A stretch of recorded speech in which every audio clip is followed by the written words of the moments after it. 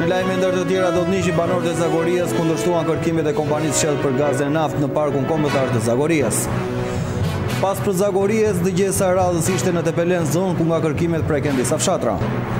Gjykata e shkallës së parë Gjirokaster la në burg pa afate Rigres Mihasin i dyshuar për grabitjen e banesës Elton Çiços. Edicioni informativ në televizionin Kanal 7 mundësohet nga Epi Plot Dekor.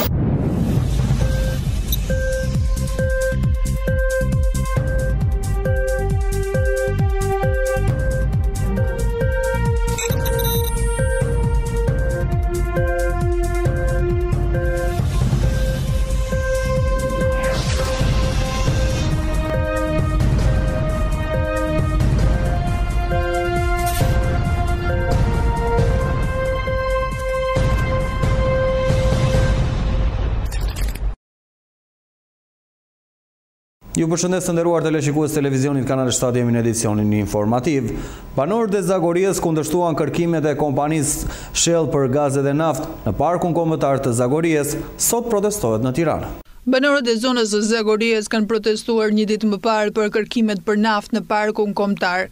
Nga ana tjetër e menjëhershme ka qenë edhe përgjigjja e kryeministrit Edi Rama, e cili shprehet se mirëpret debatin. Kreu i ekzekutivit i mohon kategorikisht shpimet naftkërkuese në këtë zonë, teksa kujton se qeveria e ka shpallur parkun kombëtar në vazhdën e programit të mbrojtjes së bukurive natyrore. Kjo zonë dallon për pasuritë natyrore dhe kulturore, si dhe për shumëllojshmërinë e florës dhe faunës së rrallë. Për më tepër, Zagoria është një zonë tepër e lakmueshme për turizmin natyror e kulturor. Në raste kur do të bëhen investime që kanë një karakter të gjerë, që kanë një impakt mbi natyrën, të merret parasysh mendimi kualifikuar, mendimi akademik dhe intelektual, si dhe mendimi i banorëve të kualifikuar të asaj zone, në mënyrë që kjo të reflektohet edhe në planet e zhvillimit. Kjo është ajo çfarë kërkon dhe Forumi për mbrojtjen e trashëgimisë kulturore në mbledhjen që organizoi në Akademinë e Shkencave për shpimet për naftë e gaz që po bëhen në Zagori nga kompania Shell. Në këtë rast, bëhet fjalë për një zonë që është park kombëtar, që sipas arkeologut Neritan Ceka, hyrja duhet të jetë shumë e kujdesshme. Zagoria është zonë me intensitet arkeologjik dhe përtej peizazhit cënohet dhe potenciali arkeologjik i zonës, një nga asetet më të mëdha të kësaj zone, e quajtur post-bizantine. Nëse doni mendimin ton, lena një të marrë frymë, se vetëm frymare në kanë njërë. Shënoj mos e sjarok, që duham në sjarima, ne nuk kemi teknika. Ne duham, nga ky popull, duham që ju të mos shponi, të mos vini mundësisht. Po na i ka bërë 800 qeveria, i lumtë dhe Allah. 300 pika. Në bazë profile e këto, jo që, tashti, që në ndohë? Ne problemi gjithë që jemi mbledhur sot tu është se ju keni bërë 395 faqe një impact, studim impact. This is why we're here today. Në cilën we have the 90 pages. E kam dhe kemi studuar shumë vetë, ato e filluar që nga deputetja. E tjera e kam parë me vëmendje. And other people have looked at it carefully. Unë si specialist aty nuk kuptoj gjë nga impakti që do ketë. Zagoria nuk është, e thash do njëherë, një shkretir. Zagoria, përveç asaj, që dihet e ligjëruar si park natyror, Zagoria në vetvete si krahin është një monument natyror. Është një monument natyror për vlerat që ka, në base është unikale në gjithë Republikën, gjithë Shqipërinë. Pikërisht, për këtë arsye, ne nuk mund të lejojmë që këtë monument ta shkatërrojmë, se edhe breza tanë pasarës do të na mallkojnë për këtë qëndrim. Është kjo arsyeja që me këtë qëndrim që po bëjmë neve, edhe pjesëmarrësit shikoni, edhe rezidentë shikoni, shpreh pikërisht këtë. Dhe mua më vjen keq që edhe në paraqitjet që u bën, më vjen keq që të dëgjesës që gati merr një karakter formal. Do me thënë, juve, thoni si të doni, se neve vendimin, atë që thënë në kryetari atyn, vendimin nga Këshilli Ministra i kemi marrë, edhe ju bini tamburas. Nuk është as pak shumë. Ne nuk jemi të vdekur këtu. Ne duam të zonë, thash që monument natyre, me vlerat që ka, përveç kulturore tjera. Përpyetja pyjet për farmacin natyrore që ka, për ujrat, për florën dhe faun pra në përgjithësi që ka, pra tash është një zonë unikale. Kështu që duam ta ruajmë këtë. Prandaj po shprehim edhe kjo pjesëmarrje që është sot këtu, edhe këto qëndrime që mbajnë janë në thelb shprehin atë që neve nuk shikojmë, më vjen keq për disa që pyesin, çfarë tronditë do t'i bëj kjo, çfarë ajo. Ora ju unë di shumë mirë se ju vini për interesin tuaj si kompani. Edhe natyrisht në studimin sismik që do të bëni, themi se do të ketë kapacitete hidrokarburesh. Në mos sot, pas 50-10 vjetësh, do të vini të shfrytëzoni se atë interes keni juve. Atëherë çfarë fituam? Fituam breza mo. Djalë yt fitoi.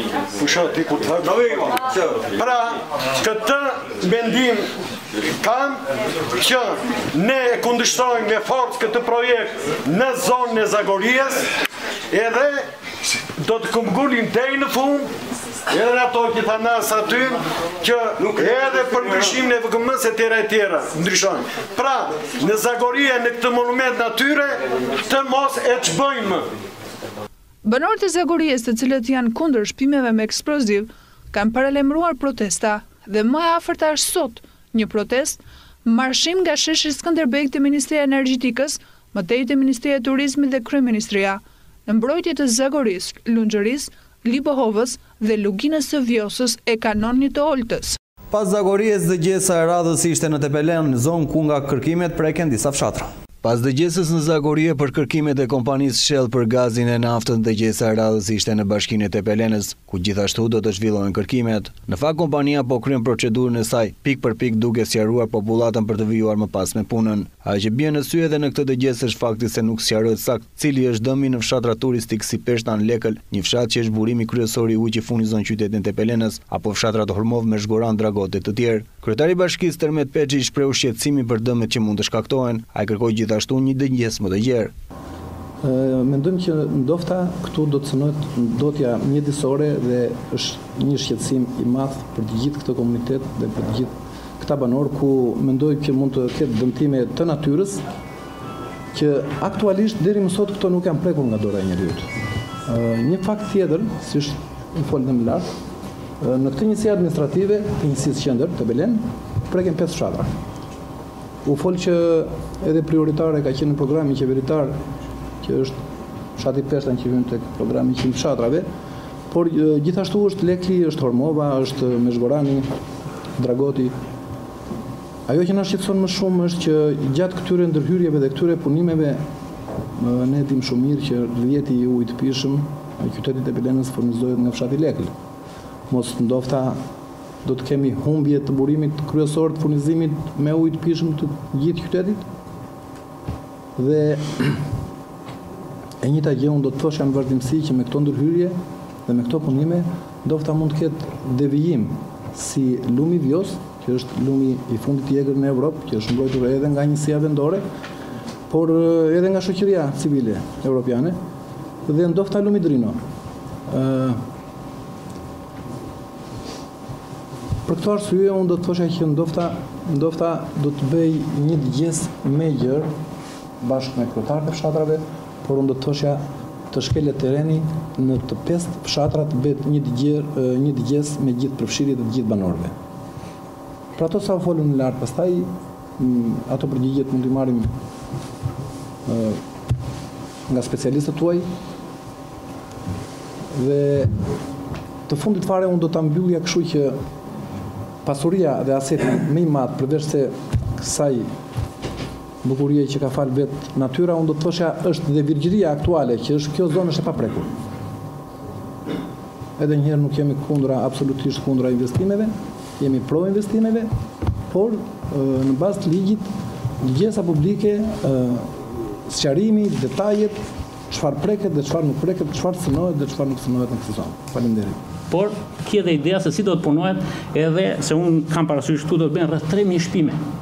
Dhe do të thoshja në zonën tonë, sa mund të jenë? Mund të jenë 250, mund të jenë 1000, dhe të ketë një aks, domethënë nuk e di në mënyrë se si të bëhet selektive, si do të bëhet kjo është ana teknike juaj. Unë do të thosha kisha disa pyetje. E para është ç'ndikim ka në sistemin ekologjik kjo? Çfarë ndikimi ka në sistemin ekologjik? Domethënë, te cilësia e ajrit, te ambienti, te kafshët, se këte janë blektor shumica, e kupton, te prodhimet bujqësore blektorale. Se vërtet bëhet poshtë në zonat poshtë, po atje nuk ka blektori, nuk ka, kjo ka detyrimisht mund të ketë ndikime negativ. Kam një tjetër pyetje. A është patur Peshtani për shembull një fshat turistik? Edhe është një nga 100 fshatët prioritare të qeverisë.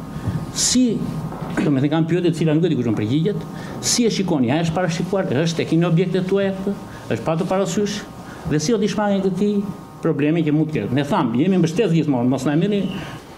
Për fshatin Rumov sa shpime ka dhe si dhe ku janë shtrije për të kërkim të naftës në çfarë vendi?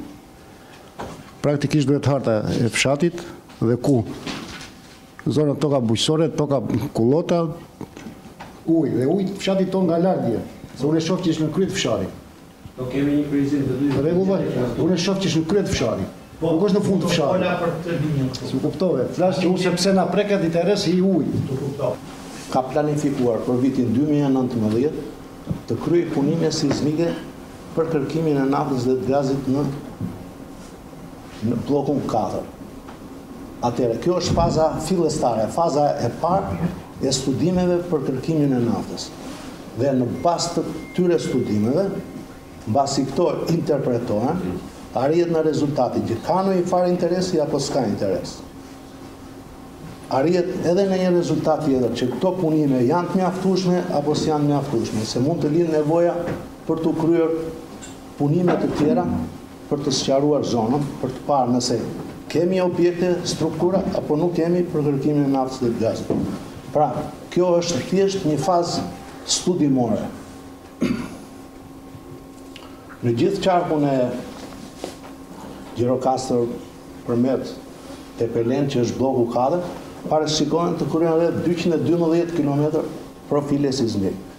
To janë linja pak a shumë teorikisht janë të drejta, por praktikisht në teren janë linja që shtrihen në një korridor rreth 500 metër, pra janë situash me zizare, sepse këto janë ndikohen nga tereni, varet ku kalojmë, çfarë objekte shkemi e tjera e tjera. Kompania Shell do të kryejë kërkimet në Zagori, Lunxhëri, Libohov dhe Lugin në vjosës e kanionit e Holtës. Gjykata e shkallës së parë në Gjirokaster la në burg pa afat Erigres Mihasin dyshuar për grabitjen e banesës Elton Çiços, ndërkohë që ndjekim një blok informacionesh nga gjyqësori. Gjykata e shkallës së parë në Gjirokaster ka lënë në burg pa afat Erigres Mihasin, i dyshuar për grabitjen e banesës të Elton Çiços 4 vjet më parë në qytetin e Tepelenës. Seanca e cila filloi në orën 14:30 të një dite më parë ka zgjatur 10 minuta, ndërkohë që paraprakisht ishin marrë masa nga policia e Gjirokastës për të ruajtur ambientet brenda dhe jashtë godinës së gjykatës së faktit për të parandaluar në një situatë të pakëndshme. Vetë Mihasi kishte kërkuar avokat nga kryeqyteti për të mbrojtur, por në mungesë të tij, ju vendosi një avokat nga shteti. Kryesuesi i seancës pëllumb vekimin në fillim dha fjalën akuzës përmes emëror Kaset, prokurorit të çështjes i cili vlerësoi se arrestimi i Mihasit nga policia e Gjirokastës ishte i lishëm dhe kërkoi nga kryesuesi i seancës që të jepte masën burg pa afat. Deri tani prova e vetme që mban Mihasin pas hekurave janë shenjat e tij të gishtave, të gjetura në automjetin që u përdor për grabitjen me armë të banesës së Elton Çiços në shtator të 2015-s, ndërkohë që Elton Çiço u vra një vit më vonë në kryeqytet. Vetë dyshuari si pjesëmarrës në grabitje e Erigres Mihasi ka mohuar akuzën ndaj tij dhe ka kundërshtuar prokurorin emëror Kasaj. Më pas, kryesuesi i seancës ka dhënë masën burg pa afat për Mihasin. Gjykata e krimeve të rënda në Tiranë ka dhënë masën e sigurisë detyrim paraqitje për prokurorin e Gjirokastës Parktot Çoçoli, mbi të cilin rëndon akuza korrupsion pasiv të prokurorëve. Në kuadër të këtij procedimi penal, në datën 24 i parë 2019, policia e shtetit ka ekzekutuar vendimin numër 12, datë 24 i parë 2019 të gjykatës së shkallës së parë për krime të rënda për caktimin e masave të sigurimit personal të karakterit shtrëngues, arrest në burg për shtetasin nënhetim Ervin Hysaj dhe Ernest Duro, të dyshuar për veprën penale të korrupsionit aktiv të gjyqtarëve dhe prokurorëve, kryer në bashkëpunim me njëri tjetrin, dhe Ernest Duro dhe për veprën penale deklarata të reme përpara oficerit të policisë gjyqësore, parashikuar nga neni 305 fraksion B i kodit penal, thuhet në njoftimin e prokurorisë.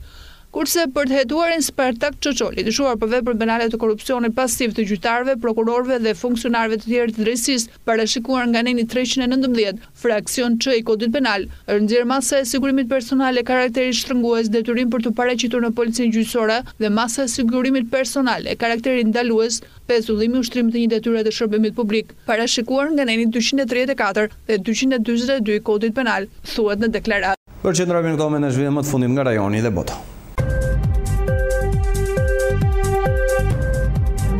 Lëvizja e Lek Verde në Francë ka përzgjedhur 10 kandidat për zgjedhjet europiane të majit, por do të thosë se synon të zgjerojë listën me 79 emra. Lëvizja e Lek Verde nisi si pasojë zëmërim për rritjen e çmimit të karburant në vend, por u zgjerua brenda pak javësh. Në krye të listës Ingrid Levansur, 31 vjeç, një punonjëse kujdesit që po rrit 2 fëmijë të vetëm në Normandi. A akuzon qeverinë për arrogancë gjatë protestave në Paris, ka parë dhe përleshje më të rënda në Peruk që nga viti 1968. Lëvizja e Lek Verde është përfaqësuar në një varg i gjerë personash, disa prej të cilëve refuzojnë çdo lidhje me kastën aktuale politike në Francë dhe në BE. Në përgjithësi ata e shohin presidentin Emmanuel Macron si një simbol të elitës tradicionale franceze, lash vështirësive të popullit të thjeshtë që stërmundohet të paguajë faturat, taksat që paguhen pak ose është i papunë. Kandidatët e Lek Verde variojnë nga 29 deri në 53 vjeç dhe kanë background të ndryshëm, përfshin menaxher biznesi të vogël, një avokat, një tjetër punonjës kujdesi dhe një nën me kohë të plot. 6 prej kandidatëve janë gra dhe 4 burra.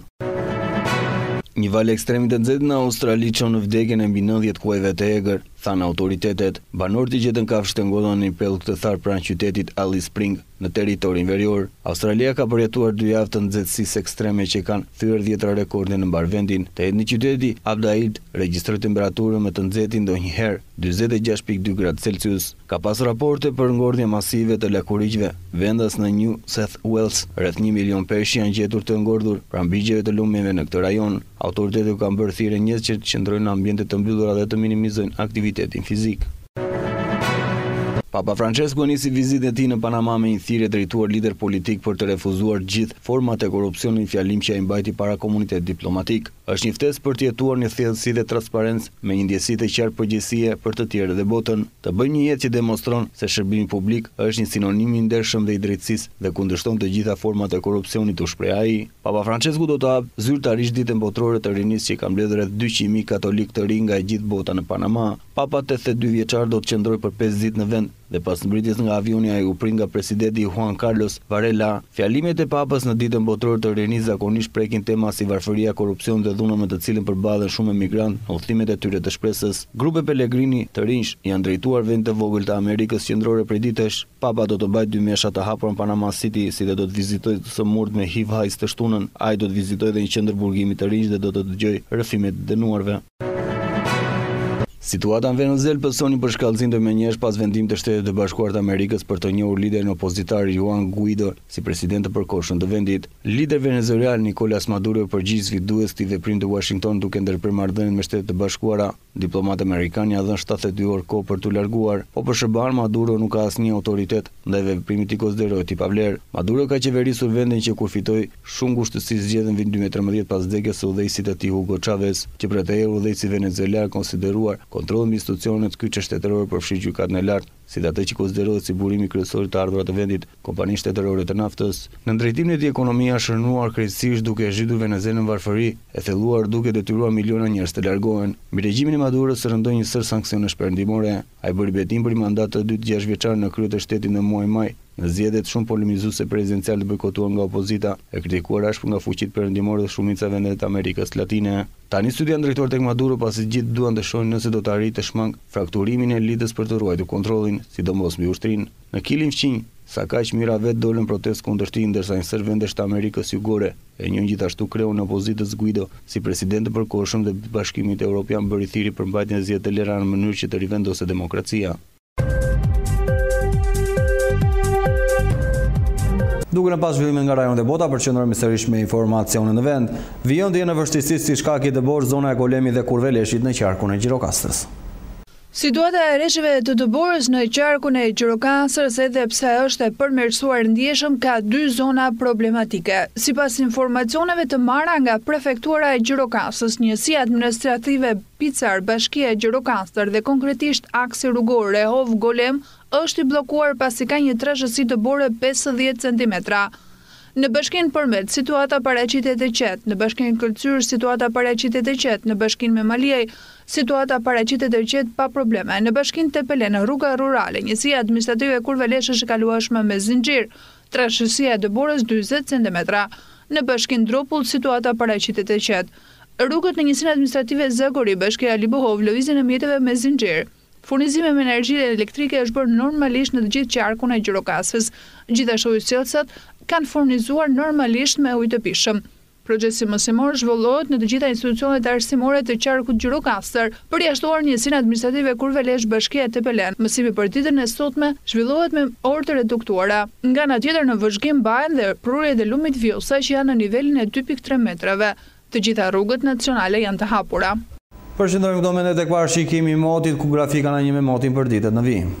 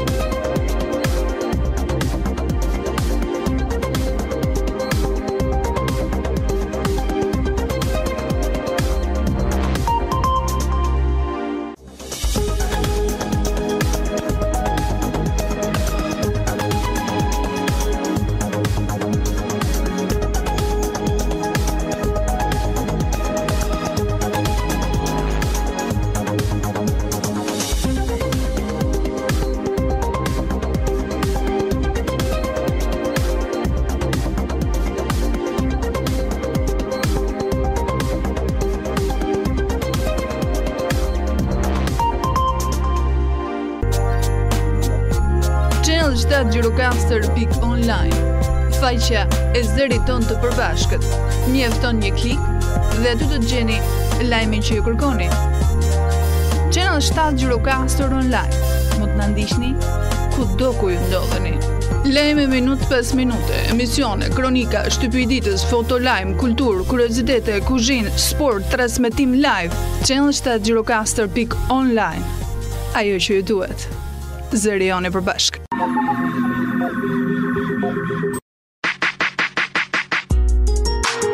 Me parashikimin e motit, përfundojmë këtë edicion informativ në shoqërinë e programit në vijim bashkë. Mirupafshim.